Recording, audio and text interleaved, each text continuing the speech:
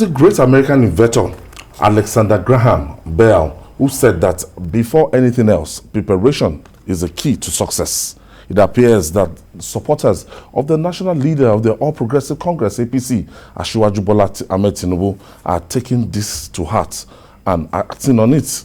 In preparation for the 2023 presidential race, various groups supporting aspiration of the former Lagos State governor have decided to work together. At a conference in Abuja, the Bola Tinubu Support Group Management Council, which is the umbrella body for all the groups for the candidacy of Tinubu, unveiled a new structure that will ensure adequate mobilization for the actualization of the dream. Let's hear from some of the officials of the group. 2,500 because we've worked day and night to also streamline the rules and be sure that the 2,500 delegates are all rooted from the national level to the state level to the local government to the wards and of course the units. So this is purely a gathering of delegates nominated by this supporter group. 2023, it's about our future. It's about the future of this country. We cannot toy with it. Previous government, and of course the previous government, the present government, has done their very best. But again, we can't take chances. We want the best hand. Yes, within the APC, we've said repeatedly, we have very good hands. We have very, very good and competent and qualified people that can be president. But we have someone that has an edge. And beyond having an edge, we want someone that combines the competence, the qualification, and the capacity to win the election. And who has that qualification? Who has the whole of that all combined? Who has it? The new members of what I call the Buhari's Church of Latter-day Saints. Why were they? We knew where the political loyalty lies in that particular formation when President Muhammadu Buhari emerged as the presidential candidate of the APC. Why were they?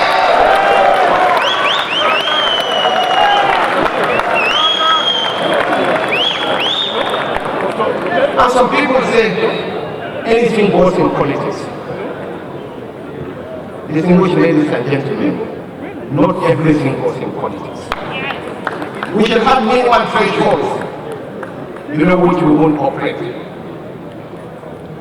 And the irreducible minimum is that after 8 years of presidency, in the law, the logic, common sense, equity, justice, and fairness demands that power should move to the sovereign. And we better qualified, Asiwaju Bola Ahmed Tinubu, to be given the choice of president.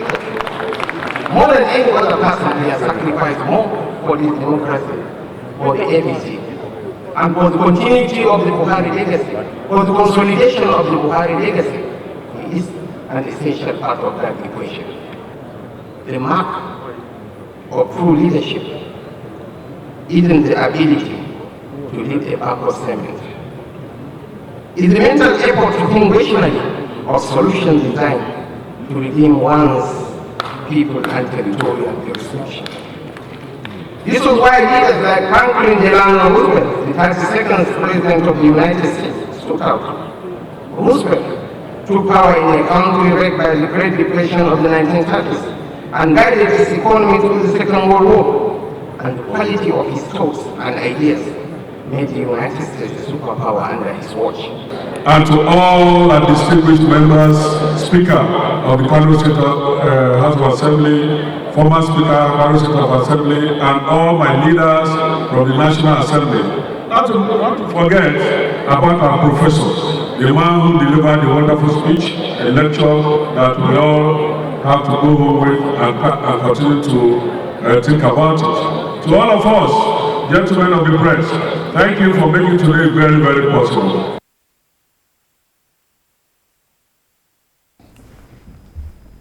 The race has started officially. No, not officially. has started. Let's just leave it at that. Because the whistle has not been officially blown. But the people can no longer wait. The people know that their whole existence, their well-being in the coming years is tied to who gets to lead Nigeria out of the woods currently. And they simply can't wait for it to be formalized. You know, before now, people have been coming out to say, no, Asiwaju, you must run, Asiwaju, you must talk, Asiwaju. There is a calendar that our people, there's an electoral calendar that our people have seemingly decided that they can't wait for it to officially take effect. But what I'm saying is that his entry into the race just changed the complexion. Yes, but it doesn't mean that it has officially, you get my own lingo too, because what is it that it's not official? It's not official by INEC. I get you. I know that. I'm aware of the timetable. Yes, that's why I said let's remove the official. Okay. Because we'll finish this program, people will call us that, oh, they've started misleading Nigerians. It has not officially begun. But I'm saying that the body language of Nigerians suggests that they can barely wait any longer. That's why they are coming out. We say, look, this is who we want. If we do not get it right in 2023 in terms of who should be president of our country, I don't know what to say. We will be in much deeper problems than we are even in now. So Nigerians have to choose the right leader. The right leader can make all kinds of revolutionary changes that will make it look like we were never in any form of mess. When people go back and think of what Dubai has begun today, they will not know that these same people in the UAE, it was Lebanon that they used to go to. Lebanon was seen as the best place in the Middle East. That was where they used to enjoy. All the rich people in Saudi Arabia, all of them were going to Lebanon.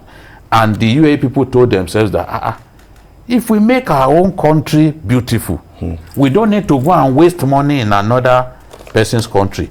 That was how they began to rebuild Dubai. And today, from all parts of the world, everyone wants to go to Dubai. So Nigeria can become a world beater. Nigeria can become a country that everyone will be proud of if we find the right leader. Dubai, United Arab Emirates found the right leader for the right moment, and it changed the history of their country. This country, Nigeria, used to donate aircraft to Emirates. These Emirates today. Today, if you are mentioning the best airlines in the world on your fingertips, by the time you count 3 or 4, you mention Emirates. Of course. If today Boeing is coming out with a new aircraft, the airlines that will subscribe to that new aircraft, Emirates will probably be the highest in terms of the number of aircraft that they will ask for. That's to tell you that it can happen. A country like Nigeria that used to donate, Nigerian Airways donated airplane to Emirates. Where are we today? Mayor, I'm very impressed with what I saw today. The support group showed that they know what they are doing and they are serious about it. And one of the updates that I like is that people from the north play a major role in that support group, which is very key. Because Yoruba votes alone cannot make Asiwaju president. It did not make Obafemi Awolowo president. Hausa Fulani votes alone did not make Buhari president. No. Twice he tried, twice he failed. And failed. For you to be president in this country, you have to extend that handshake across the Niger. You cannot do it alone with your own ethnic geopolitical bubble. You must be able to form an alliance with another section of the country who are ready to go with you. That is the only way you stand a chance of winning. You can see they even took it to Abuja. That's what I'm saying. So I like what I saw. It shows that those, because it is important that the North must be convinced that they are part of that project. It is important that they should see themselves as major stakeholders in that project. That's the only way it can succeed. That's why I like what I saw, because when you see quality people. You see, there's a difference when you have support group that was formed by hustlers and people that just want to get something from it, you know. But now we saw people, former governor, senators, people who are distinguished themselves, saying that we are members of this support group to campaign for this man. Shows that they are in the right direction. Also, Tinubu also paid a condolence visit to Oyo State over the demise of Olubadan and former governor of the state, that is Otumba Christopher Alao Akala. The story was reported by Ola Awakon. The national leader of the All Progressives Congress arrives at the palace of the late Seun of Ogbomoso. Asiwaju Bola Tinubu is accompanied by the governor of Kwara State, Abdulrazak Abdulrahman, and other party chieftains. He has come to commiserate with the family members over the death of the prominent monarch. He presented a condolence letter, and he also talked about the long and eventful life of the king. He led with dedication, commitment, progress, and development. We thank God for him. Members of the royal family thanked Asiwaju Tinubu and wished him well, especially at a time when politicking will keep him very busy. Next stop was the residence of the late former governor of Oyo State, Christopher Alao Akala. Many sympathizers that thronged the residence were excited to see Asiwaju Bola Tinubu, and they all wanted a piece of him now.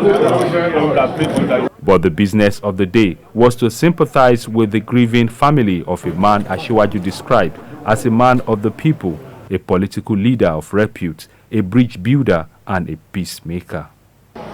Allah Akala will live forever in the memory of all of us and be part of Nigerian political history and democracy. Thank you so much. We appreciate you. May the good Lord protect you.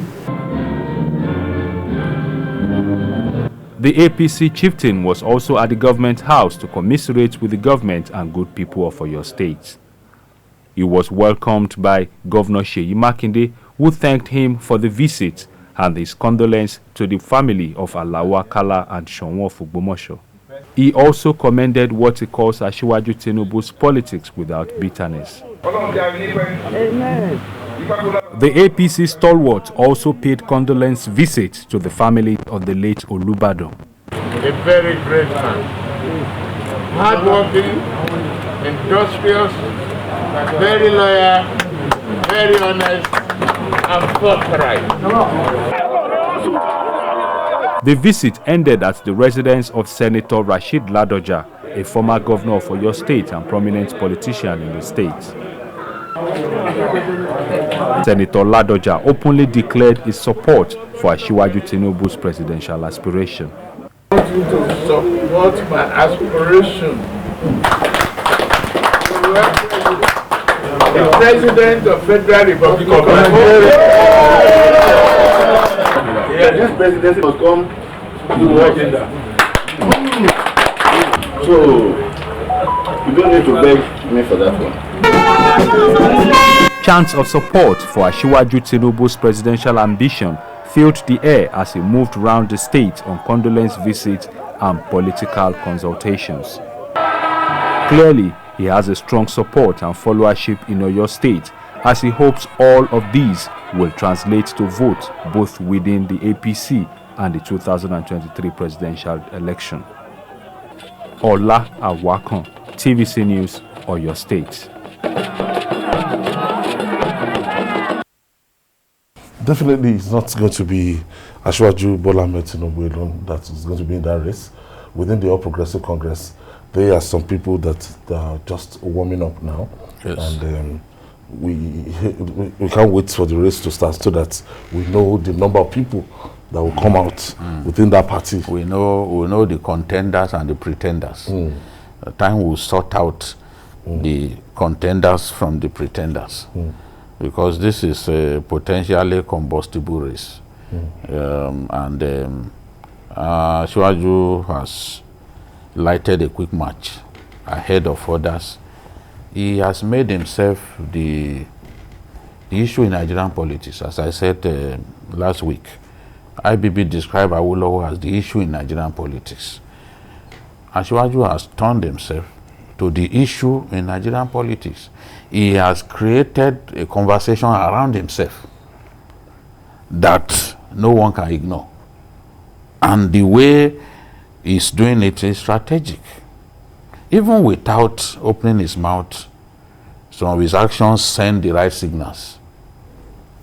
Those places that he's visiting, the way it's received and all that, they send the right signals. They send the intended signal. You know, that look, I'm interested in this race and I'm not joking about it. And by moving around, he's also showing that he's physiologically and physically prepared for the battle. Because a man who is not physiologically and physically prepared can be going around and be flogging his body the way we have seen him do in the last few days. So these are signals being sent. He has become the master of the non-verbal communication. You know, without saying a word, you send the right message across. So it's a good way to start for him, and I'm sure Nigerians are watching, and they will be able to decide at the right time who they want. Maybe some Nigerians don't like him, which is natural.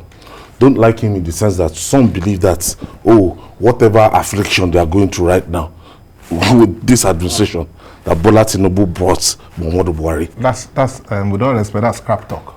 I've read people say that, and I said that politics is not about sentiments. Politics is your desire to capture power, to mobilize people, to be able to convince them to vote for you. It's not, what do you expect a political leader to do? You understand? During the time of Jonathan, his people, the Yoruba people, were more or less were shut out in that government. They didn't give the Yoruba people anything tangible in that government.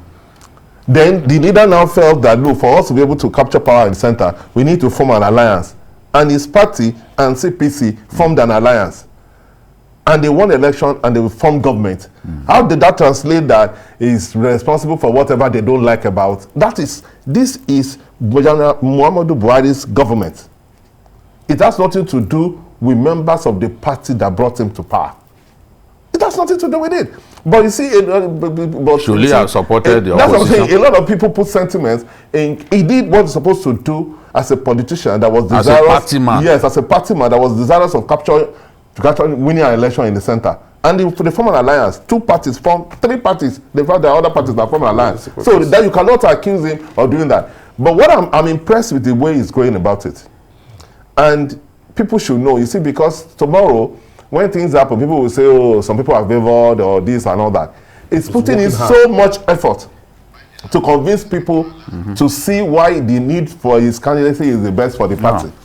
If you remember, this is the same way MKO Abiola went about his campaign before the Jos convention. He was going everywhere, visiting every people. Part of Nigeria. He was visiting people, and everybody thought, because all these things is Potter, because Ladoja, for example, who is in another party, has already said, look, I'm supporting you. And it's a strong voice. You understand? It's a strong voice in Oyo. No, he's the most powerful politician in Ibadan land. Yes. So even the late Ajimobi, Ladoja defeated him 2 times in Ibadan. Yes. It's nobody is as strong as he is in Ibadan politics. And Ibadan has at least 13 local governments. And he's a carrying to the throne.